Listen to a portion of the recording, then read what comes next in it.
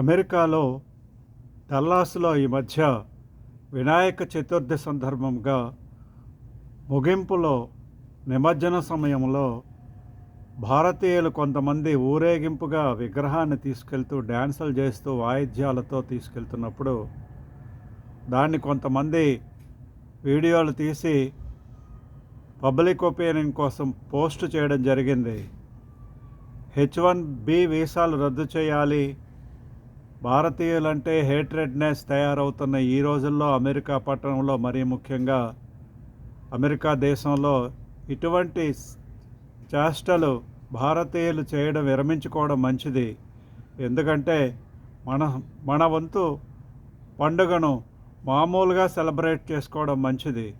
అంతేకాకుండా మన దేశంలో ఉన్నట్టుగా ప్రజాస్వామ్యాన్ని విపరీతంగా మిస్యూజ్ చేస్తున్నటువంటి భారతదేశంలో ఉన్నట్టుగా ఇక్కడ కూడా ఆ విధంగా మనం వ్యవహరించడం మంచిది కాదు. రానున్న రోజుల్లో హేట్రెడ్నెస్ పెరిగినట్లయితే భవిష్యత్తులో భారతీయులకు ఎంట్రీ చాలా కష్టమవుతుంది. ఇప్పటికే దాని మీద వాళ్ళు విపరీతమైనటువంటి కామెంట్స్ చేస్తూ ఉన్నారు.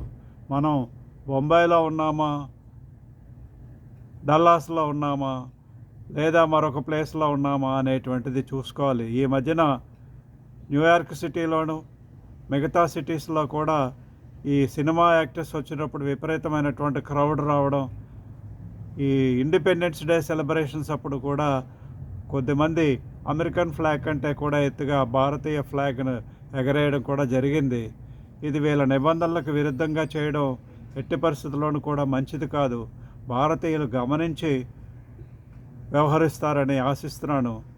ఇది వార్నింగ్గా కాదు, ఓన్లీ మన సలహా సూచనగా తీసుకోవడం మంచిది.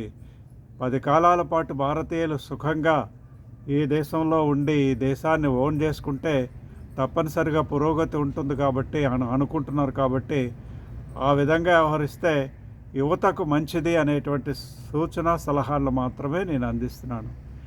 జై హింద్, జై భారత్.